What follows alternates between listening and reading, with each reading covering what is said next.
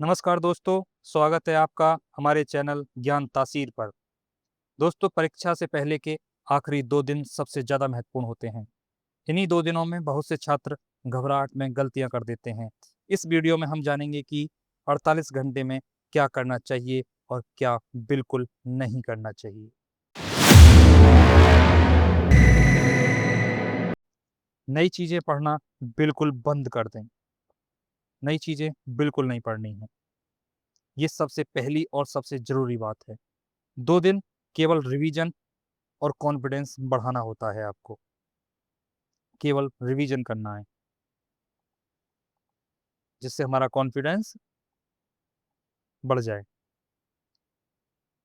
क्या रिवाइज़ करना है? ऐसा नहीं है कि कुछ भी उठा के आप रिवाइज़ करने लगें, ऐसा नहीं करना है। सिर्फ़ वही रिवाइज़ करना है जो आपने खुद शॉर्ट नोट्स बनाए हैं, खुद फ़ॉर्मूला लिखे हैं। ऐसा नहीं है कि उठा के फ़ॉर्मूला की बुक कोई उठा ली और फ़ॉर्मूला रटने स्टार्ट कर दिए, नहीं। जो आपने पढ़ा है और फ़ॉर्मूला लिखे हैं अपने हाथों से, वही पढ़ने हैं। जो वन लाइनर जीके है, जो आपने पहले पढ़ रखी है, ये बात ज़रूर याद रखना, पहले पढ़ी हुई होनी चाहिए, न्यू बिल्कुल नहीं होनी चाहिए। जो पहले पढ़ रखी है, उस वन लाइनर जीके को एक बार पढ़ लेंगे। इम्पोर्टेंट रूल्स, आपने कोई भी अपने मैथ को लेकर इम्पोर्टेंट रूल वगैरह या फॉर्मूले जिस जो मैं बता चुका हूँ आपको, ये अगर आपने कहीं नोट कर रखे हैं, उसको एक बार ज़रूर रिवाइज़ करके जाएँगे। ऐसा ना हो कि वो कहीं लिखा ही रह जाए और एग्ज़ाम में आए और हम ये सोचते रहें, ऊपर देखते हुए कि यार लिखा तो था, पता नहीं क्या था रूल। हम अपनी प्रीवियस मिस्टेक से ज़रूर सीखेंगे। आपने ज़रूर मॉक टेस्ट दिए होंगे, उनसे सीखना है कि हमने क्या गलतियाँ की हैं, क्या हमें गलतियाँ नहीं करनी हैं, ये सब चीज़ें हमें सीखनी है। उसके बाद आगे बढ़ना है। फुल मॉक इस टाइम पे बिल्कुल नहीं देना है, इसको बिल्कुल अवॉइड कर देना है। केवल हल्का प्रैक्टिस करना है, बहुत हल्की-हल्की प्रैक्टिस। जैसे आप चैप्टर वाइज़ कर सकते हैं या सेक्शन वाइज़ कर सकते हैं। आपको लग रहा है कि मुझे मैथ की प्रैक्टिस कर लेनी चाहिए, तो सेक्शन वाइज़ आप कर सकते हैं। पूरा मॉक नहीं करेंगे, फुल मॉक बिल्कुल नहीं करना है, बिल्कुल नहीं करना है। हमें ये चीज़ ध्यान देनी है कि एक्यूरेसी हमारी 100% होनी चाहिए। ये मैं क्यों कह रहा हूँ? क्योंकि पॉसिबल तो नहीं है एग्ज़ाम में कि 100% एक्यूरेसी रहेगी आपकी।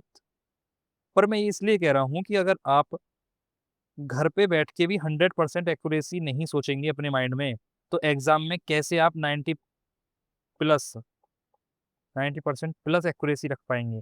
नहीं रख सकते। अगर आपने घर पे ही ये सोच रखा है कि मुझे 90% 80% एक्यूरेसी लेके चलनी है, तो वहाँ सीधा 60 पे पहुँचोगे आप।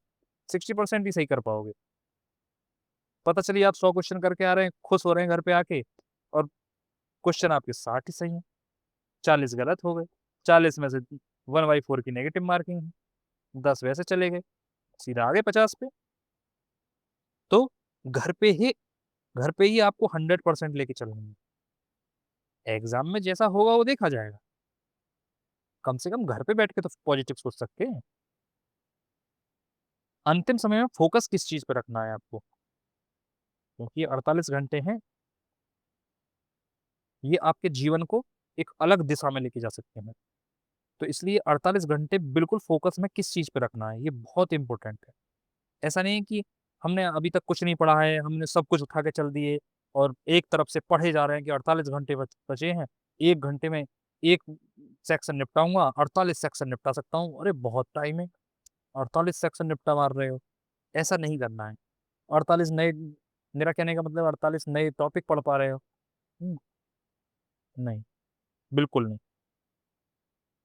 ये आपके सब्जेक्ट रहेंगे जैसे हिंदी है, गणित है, जीके है, ग्रामीण विकास है। तो इसमें आपको क्या करना है, हिंदी में ग्रामर जो रिवीजन क ग्रामर के जो रूल हैं,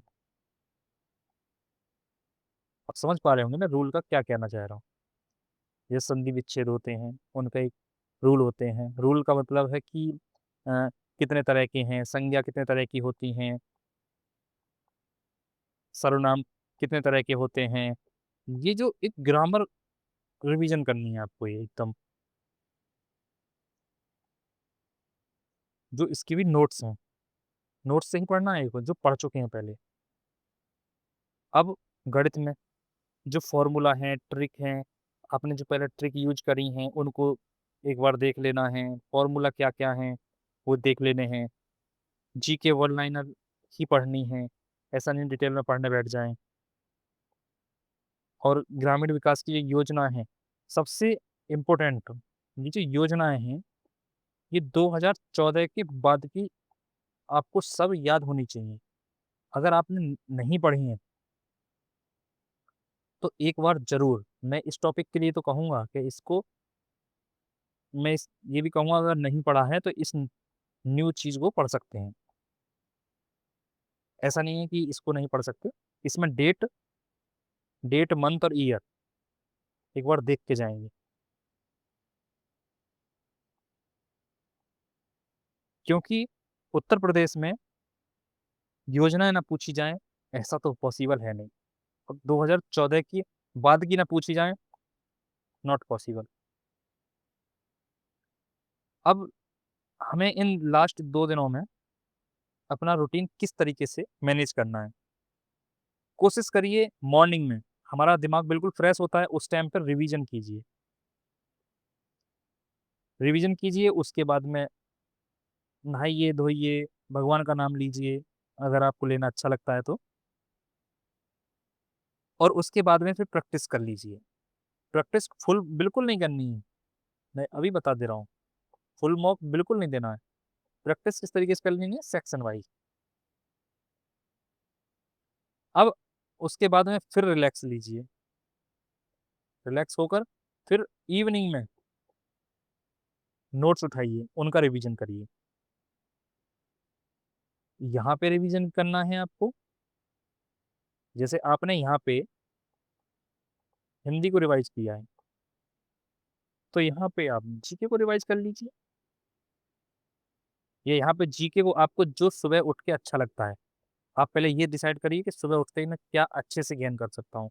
हिंदी अच्छे से पढ़ने में मन लगता है या जीके, उसी हिसाब से इनको यहाँ और इसको यहाँ आप कर सकते हैं।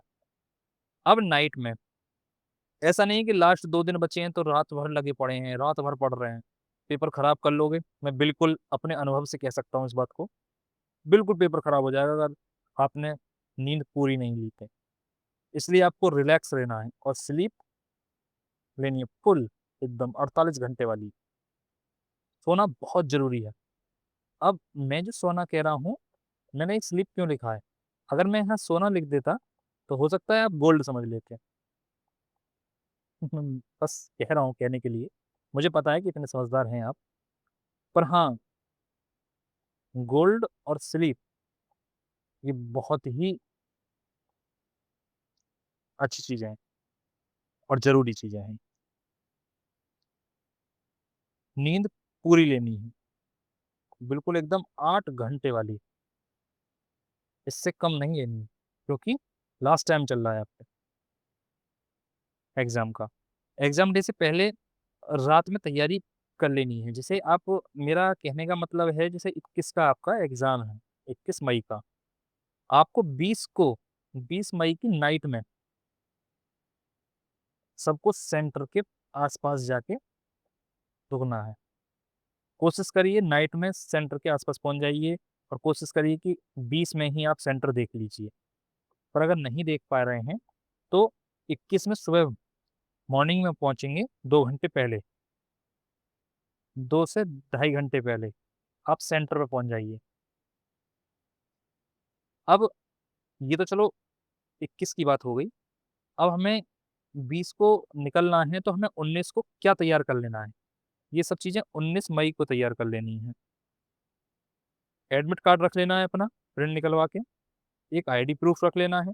कोशिश करिए एक और रख लीजिए, 2 आईडी प्रूफ रख लीजिए। एक में कोई प्रॉब्लम आए या प्रिंट सही नहीं आ रहा हो, फ़ोटो सही नहीं आ रहा हो, तो 2 आईडी रख के जाइए। और 2 आप अपने पास फ़ोटो भी रखिए पासपोर्ट साइज़।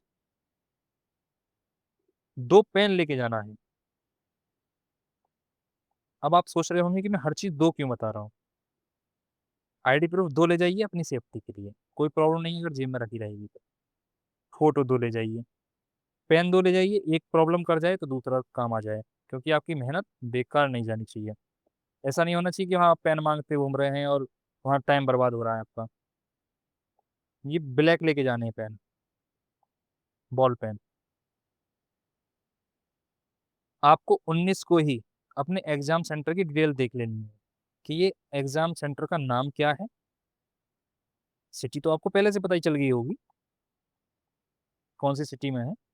तो पहला तो फ़ोकस आपका यही रहेगा कि मुझे उस सिटी में पहुँचना है।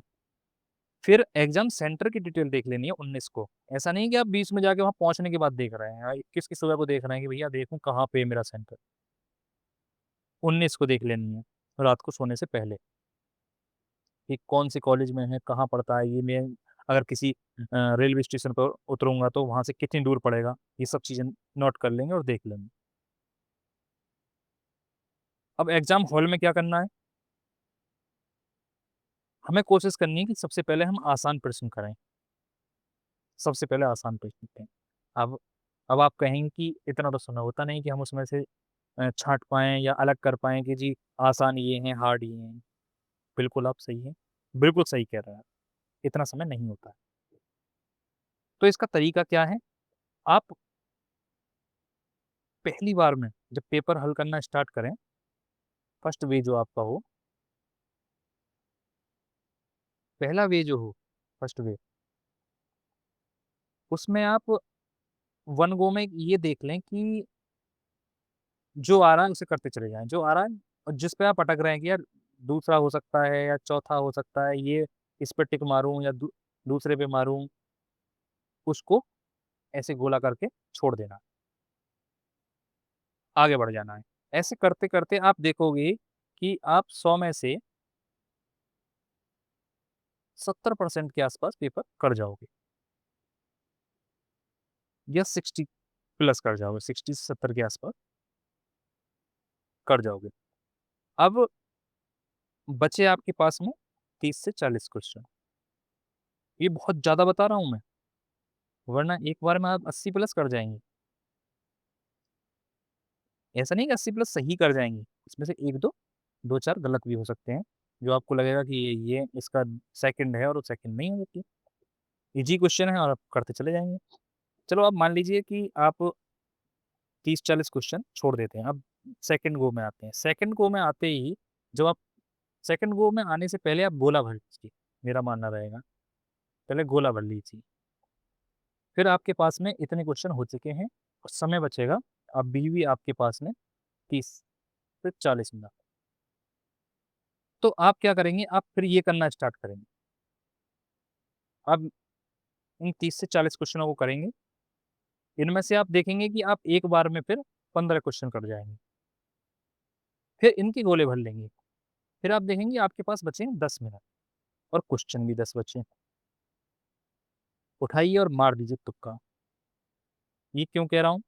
क्योंकि नेगेटिव है 1/4 की। अगर नेगेटिव 10 में से अगर 10 में से 10 तो गलत हो नहीं सकते आपके। समझ पा रहे हैं? अगर 10 में से आपके 3 भी सही हो गए, गलत कितने हुए? 7, 7 गलत है, तो नेगेटिव मार्किंग कितनी हुई आपकी? जैसे आपके 2 सही हुए, ये मैं ये मैंने 3 का 2 क्यों किया है? तो मैंने इसलिए किया है कि आप इज़िली समझ सकें, पॉइंटों में नहीं आएँगे।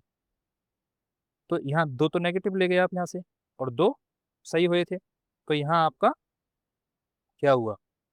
बराबर का हो गया मामला, तो नुकसान तो फिर भी नहीं हुआ ना? अब टाइम मैनेजमेंट करके चलना है इस हिसाब से मैंने आपको बताया, ये मैंने आपको बता ही दिया है। नेगेटिव मार्किंग आपको याद रखनी है, पर इतना घबराना भी नहीं है क्योंकि रिपोर्टें 4 की है, ठीक है? अब ये मैंने क्यों लिखा है, अब मेहनत नहीं सिर्फ रिवीजन, ये मैं आपको बता चुका हूँ। धन्यवाद, ऑल द बेस्ट।